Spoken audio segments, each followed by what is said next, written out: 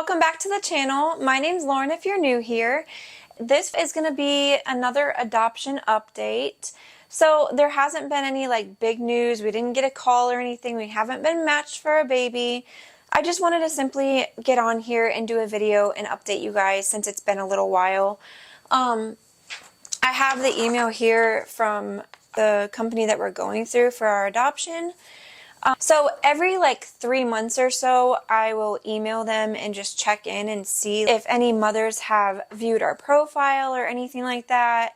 And they'll usually give me an update on what's going on. This email, I did it on May 21st, and I got the answer back on May 21st. And I just asked if there was any updates or is there anything that we can do to our profile to become more available for birth moms. So they answered me back and they said, since our last match that we were matched with the other birth mom, there have been 10 birth moms that have contacted Heart of Adoptions and have gone through a successful adoption. And the reasons why we were unable to present you for the following cases were these reasons. And one of them was, or two of them were already born babies. One was 5 months old, the other one was 3 months old. One mom requested someone who speaks Spanish, which me and Josh don't know Spanish. Two were safe haven cases, which we did not approve. We didn't want to do a safe haven case just because of the risks that come with it. When a mom does an adoption through Safe Haven, they drop off the baby at a drop-off and they'll call adoptive family who is looking to adopt, and usually they wait about 7 days after the baby is dropped off just to be sure that the mom doesn't come back for the baby. That way the adoptive family isn't getting heartbroken by taking the baby in and then having it ripped from their arms again. So I didn't know that. What I thought happened was where you get a call for a Safe Haven baby, it's dropped off, you literally go to the hospital with the baby when it's dropped off. But that's not the case. We said no because a birth mom is able to come back and pick up that Safe Haven baby within, I think it's 90 days. I didn't print out that email. She did email me and tell me exactly how long it is, but I believe it is 90 days that the mom has to change their mind, and they do only wait 7 days to give the baby to an adoptive family, but they said that usually within 7 days the mom has made up their mind and isn't going to come back. But I mean, of course, there are going to be some cases where the mom does. So they're doing that to save the adoptive family a little bit from being hurt and also from bonding with the baby and having the baby being hurt as well.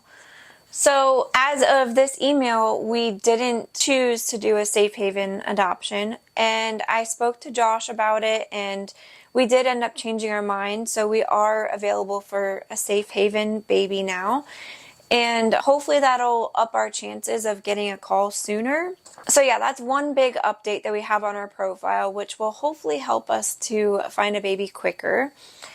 And then there was two that were outside of our race comfort levels, which I am not going to get too into this just because I know there's going to be a lot of people who judge, and no matter how good of intentions we have on this, a lot of people like to point their fingers. So I'm not going to get too into that. Anyways, and then 3 families wanted fully open adoptions, which we are not open to. We are open to a closed adoption or a semi-open adoption. So a semi-open adoption is where you can still have communication with the birth mom, but it's usually through a third party. So it's usually through the adoption agency. So it's not where the birth mom can just call us at any time and, FaceTime us or come to the house and things like that. We were very, very specific on that. We really wanted a closed adoption because we don't want confusion in the family and in the house. I know that open adoptions can be very good for children, but they can also cause problems with identity for children. I've seen so many things online about it. I've read a lot about it. I've read the pros and cons of having an open adoption and the pros and cons of having a closed adoption. I think I said this in my other video that later on down the road, like if we do have a semi-open adoption and that's what the birth mom wants, then we would be okay with the child coming in contact with the birth mom or the birth family or anything, siblings, whatever they want. We just want to make sure that they fully understand the situation and what would come along with that, the good and the bad. I want to be fully transparent with our child. And if that is still what they wish to do, if they want to meet their birth family, then me and Josh have both talked about it and we are both completely okay with that. They're obviously going to know that we are the ones who raised them and that we're always going to love them no matter what they choose to do. At the end of the day, that's our kid still, and blood doesn't change that. I'm getting tears in my eyes. Oh my God. I'm literally so ready for this. It's just crazy. I feel like we have been just finding things to do to like keep our mind off this adoption. This is actually the first time I've come in the baby room since my last video, and it's like really bittersweet. It's just crazy to see all the baby stuff that we have and think that we literally got a call and we were supposed to have a baby in 5 weeks, and then just all of a sudden it's just gone. Sorry, my SD card got full. It's just so crazy to think about that we were literally about to have a baby and then just it didn't happen. But it's kind of bittersweet because that baby just wasn't meant for us, and maybe the mom needed that. Maybe that birth mom was meant to have that child. I hope that that baby is healthy, and I hope the whole family's happy. And I mean that genuinely. At first, when the adoption failed, we both were like really upset and sad and just so heartbroken over it. And then, I don't know, it really did bother us. And sitting in this baby room, I'm like, oh my gosh, we could have had a baby. Like, we could have been parents already, and this could have been used every single day. It's still sitting here waiting on a baby to get here, and we're going to be just as excited for this room as we were before. The only thing is I have all girl stuff. I mean, I have a couple gender neutral and a couple of boy things, but not much. So we're hoping that we get another call for a girl. Me and Josh have always wanted a daughter, and I wouldn't mind having a boy, but me and Josh have always only wanted one kid. So I really don't want to give up our dream of having a daughter if we're not going to adopt again. If we were going to adopt again, then I would say yes, I would absolutely take a boy any day. But I don't want to miss out on my chance of having a daughter. And if we have that choice, I might as well take it, you know. Maybe this is meant to happen. So I don't know. Sorry, I'm going off on a spiel. I love talking to the camera, if you can't tell. So this email of checking in was on May 21st. And so we gave up on our adoption and we dropped it a week after the due date of the baby, which the due date of the baby was March 3rd. So it's been about 4 months since we had that failed adoption. And they generally say that it takes about 6 months to get rematched. I really, really hope that's true. I know it's not promised. Obviously, they don't know what birth moms are going to call and if they're going to match up with our profile and what we want. But generally, once you have been through an adoption that has fallen through, they try and get you matched sooner, so you're like higher priority than everybody else. Like I said, they've had 10 adoptions, and that was as of May 21st. There's been a couple more I've seen on their Facebook page. They usually post some of the babies that are adopted as long as the families are okay with it. And I've seen 3 more since this email. So there's been 13 adoptions that I know of for sure since we have been put back on the wait list. Which I don't know, it doesn't make sense because there was a couple of babies that could have matched with us. That is one thing actually I meant to talk to you guys about. So the first thing that it says on here is 2 of the babies were already born babies, which supposedly didn't qualify for our profile. But it doesn't make sense because we were approved to be able to adopt up to 6 months. So me and Josh had already figured that that would have been added to our profile, that we can adopt up to a 6-month-old. Well, they didn't put that on our application, and they didn't put that in our profile. So that was 2 babies that we could have adopted that we missed out on because they didn't have our profile correct. So that was really annoying. We were really upset with that, but I mean, it just must not have been meant to be for us. And we did have that fixed, so now we are able to adopt up to a 6-month-old. So anywhere from newborn up to 6 months, we are able to adopt, and we can adopt twins, we can adopt a boy or a girl, and different races. We have been kind of keeping our mind off of it as much as we can right now, just because I feel like we were thinking about it constantly, and we've learned that if we just stop doing that, it makes the time go by faster, and it makes us not be as sad about it. It's going to happen. It's just a matter of time and patience, and we can't wait for that chapter in our life, and it's literally everything we've always dreamed of, and it's right around the corner for us. We're super excited. I really feel like it's going to elevate our marriage, and I can't wait to see Josh be a father. And I can't wait to be a mom. It's literally everything I've always wanted, and I just can't wait for it. I don't know. I can't explain the feeling that I have. Not being able to have your own child makes you want it more. It's like being told you can't do something, and of course you're going to want to do it because you're being told you can't do it. So that's how we feel right now. I'm sorry there's no good news yet. Who knows? Maybe I'll get a call. Last time I made a video about the adoption, it was like a week later that we got the call for our last match. So you never know. Maybe this will be good luck and help us to get a call sooner. We are going to be going up to Tennessee for my birthday, so we will be doing a vlog for that. We aren't staying in a hotel. We're going to sleep in our car, and we're going to have an air mattress to sleep in the car.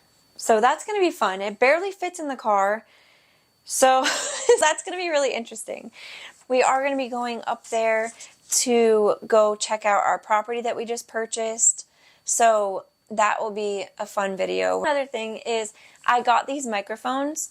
They're just like clip-on microphones, and it connects to the camera. So let me know how you like this audio. I don't know if you can tell a difference between this and the audio that I had on my other videos. So let me know how you like it. I don't know if they're good microphones or not. They were only like 30 bucks on Amazon. So I will link them actually in the description too. I just applied for the affiliate program from Amazon. So if you see me linking a whole bunch of links on the bottom of my videos, that's why I'm trying to get approved to make money for it. I haven't had any sales yet on there, but if you do click on the link and purchase anything through that link, even if you bought that one item and then you added more things to your cart, it will help me out. It'll give me even more commission. So if you buy like these microphones and then like anything else on there, I'll still get commission on it. So it does help us out because we don't get paid for our channel. I am going to get on Instagram and create a Life with the Lawsons Instagram. I want to also recreate a Life with the Lawsons Facebook.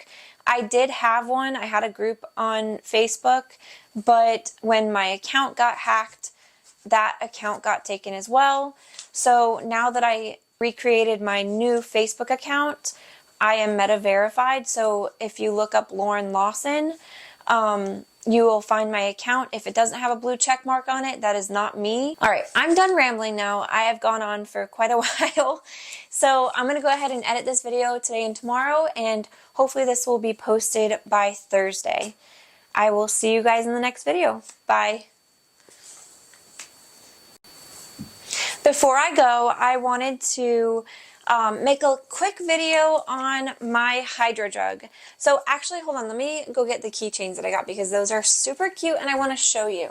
So far, these are the only 3 products that I have from HydroJug, but I am waiting for their next drop of cups to come out, and I'm going to buy more.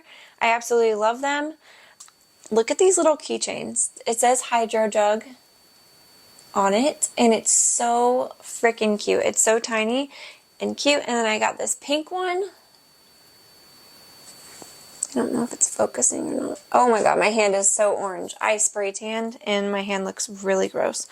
So cute. I'm gonna take this off. These little keychains are so adorable. They have them in all different colors too. I think there's like 15 different colors or something like that. I'm obsessed with these. I want to collect all the colors. But I wanted to talk about this cup because I used to make tumblers. I used to do like the epoxy coating and the glitter coating on cups, and I've tried most of the different brands. This cup is amazing. I will tell you the main reason why I like it is because of the lid. So the lid is a closed lid and the straw pops out. So if you were to tip it with the straw out, it will spill. But it is a no spill lid. So once the straw is closed, it will not spill. You can tip it upside down, throw it around, you can shake it. Like I put protein drinks and stuff in here, and sometimes they'll get like chunky and gross, and I'll just shake it. Like it's so awesome. They come in different sizes. They have kids sizes. These are my holy grail because I am a mess. I am clumsy. So we don't usually eat at our dinner table. We eat on the couch. And of course, you can't have like a regular cup on the couch. We don't have a table or anything to put our drinks. So I'll literally fill this up and just toss it on the couch and it'll fall all over the place and it doesn't spill. This is literally my absolute favorite cup. And I am not sponsored by HydroJug, but I would like to work with HydroJug. This is one of my companies that I would love to work with. I just wanted to give a shout out to HydroJug because I carry this everywhere with me. I will put the link in the description for this. This cup specifically, the one with the gingham style design, this is a seasonal cup. I don't know if they still have it or not. I think they had it in a 32 ounce still, but I don't know. If they do have it, I will link it. But I'm also going to link HydroJug on Amazon as well because they do sell on Amazon, but they don't sell all of their colors there. So it just depends on what color you want to purchase. But I can use my affiliate link for the Amazon one, so I'm going to do that in case you guys are interested in helping us out. Like I said, we do make a commission off of the affiliate links for Amazon. I haven't made anything yet, and I think it's only like a little bit that I would make off of it, but it does help. So if you're interested in helping our channel out, that would be amazing. We really appreciate that. But yeah, I think that's about it. I'm gonna go now, and I will see you guys later. Bye.